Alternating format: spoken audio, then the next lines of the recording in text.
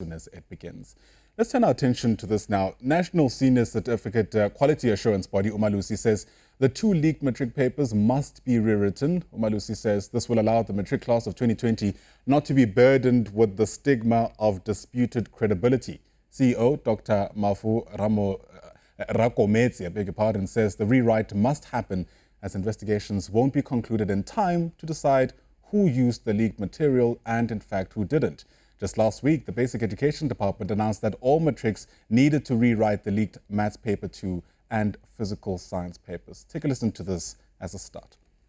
The uMalusi Council has looked at this matter very carefully, and we realized that there is no other way other than to have the students rewrite these papers. What we're trying to defend is the credibility, integrity, and validity of these examinations. We want to ensure that when the students celebrate their results in February, when they'll be announced by the Honorable Minister, that there will be nobody who will come and say, mock these results and say, after all, the paper was leaked, that is why you are getting distinctions. We are protecting the system, we are protecting the individual students who have sat for these examinations.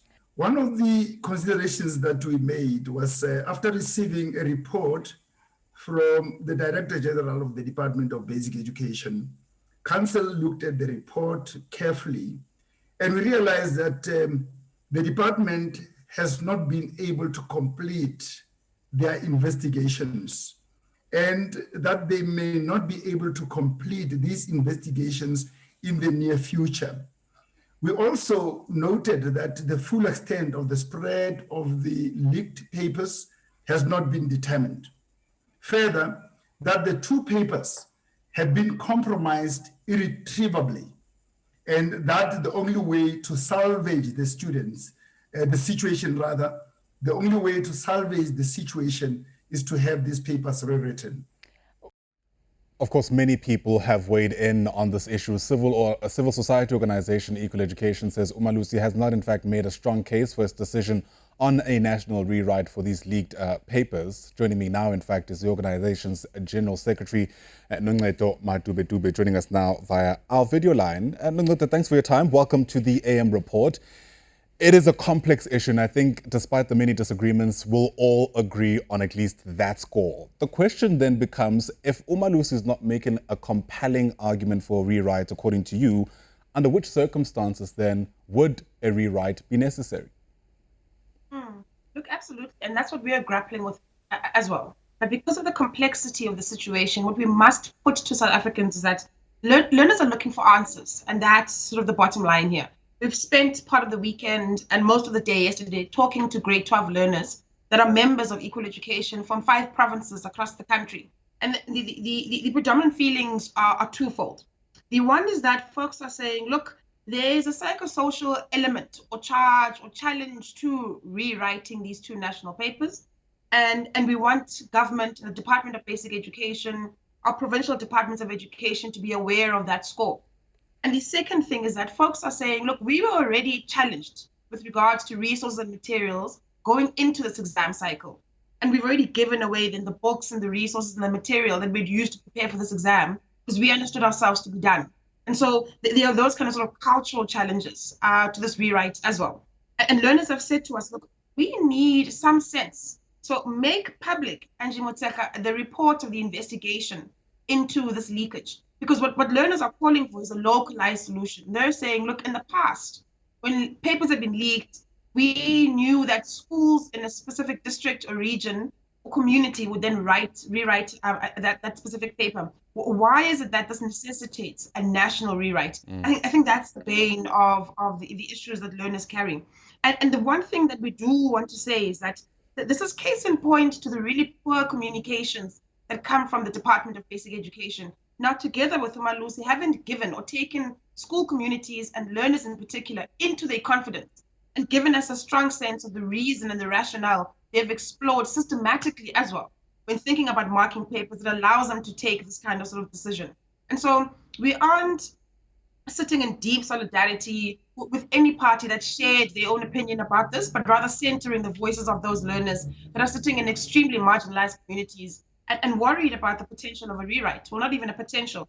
the score to then go off and prepare again to sit for an exam that they've already written. Right. And we do want to also say that uMalusi must be able to talk to the country and say, look, these are the various things we've explored. What does this mean, this rewrite mean for learners who may not be able to sit for this exam again?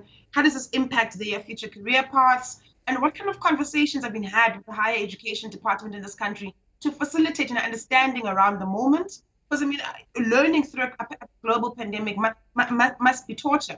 And then to bring in this kind of complexity of leaked examination papers. And then there's a general call for learners to say, look, this can't continue happening. The Department of Basic Education, together with uMalusi, need to strengthen their security measures around this kind of thing. Yeah, I can imagine many people listening to our conversation nodding quite fervently in agreement with you. But, you know, one has to consider, again, the different facets to this. But let me understand the nature of the concern as you understand it from the matric pupils you've spoken to. Is it a matter of we don't understand why we all need to rewrite? In other words, there isn't enough buy-in for the logic that's being used here? Or is there just a general pushback against the prospect of rewriting, whatever the reasons are, because of the challenges that you've pointed out, not least of which those presented by the COVID-19 pandemic? Yeah, I think the latter informs the former there. Learners are saying, look, these are the conditions I sit in. I cannot go through another examination process or period under these kinds of circumstances. But also the former is that they also are asking questions around why is it that the approach to this kind of leakage isn't localized?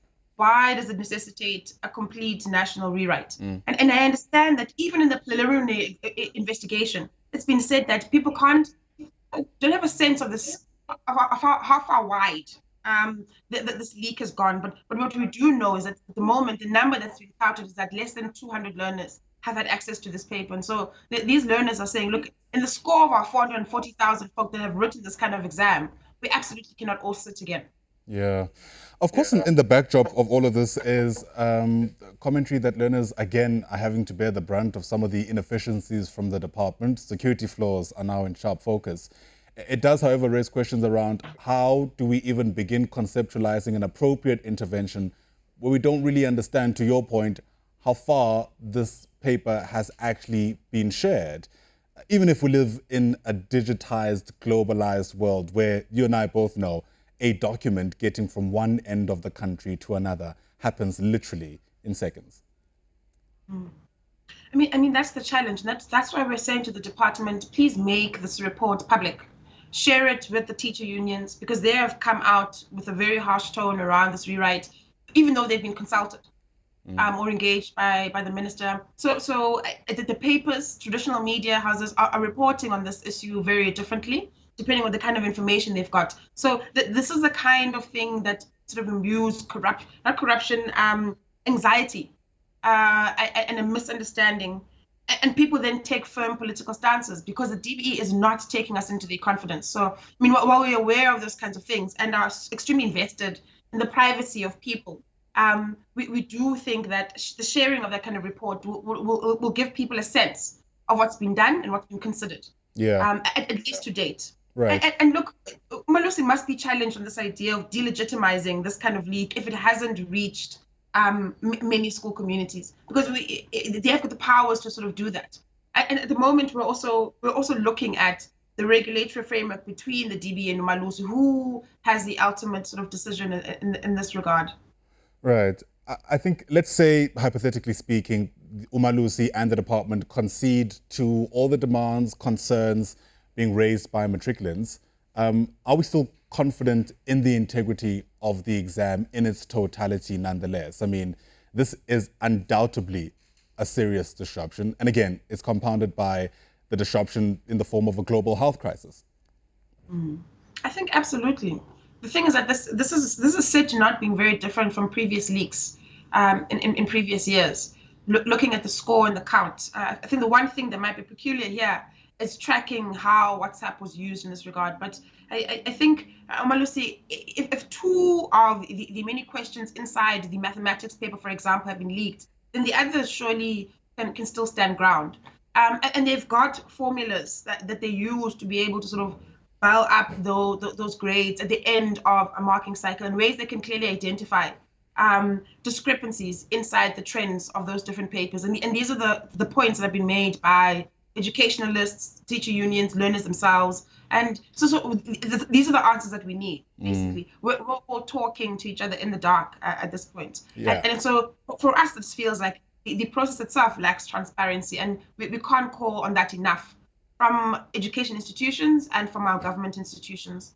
In the interim, the matter's going to the courts. You said you're already trying to comb through some of the regulatory frameworks under which all of this can take place. Any idea what options matriculants themselves have if they feel strongly against the prospects of being forced essentially to rewrite?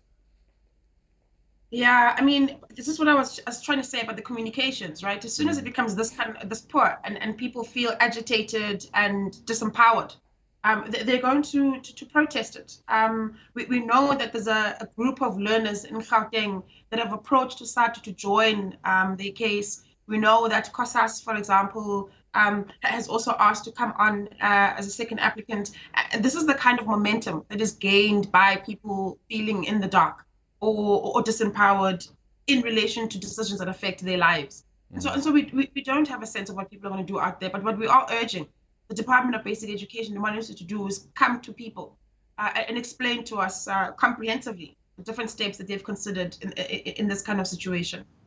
Well, we'll wait and see and watch how the situation unfolds. Thanks very much for coming on to the AM Report, giving us your take on this really complex issue.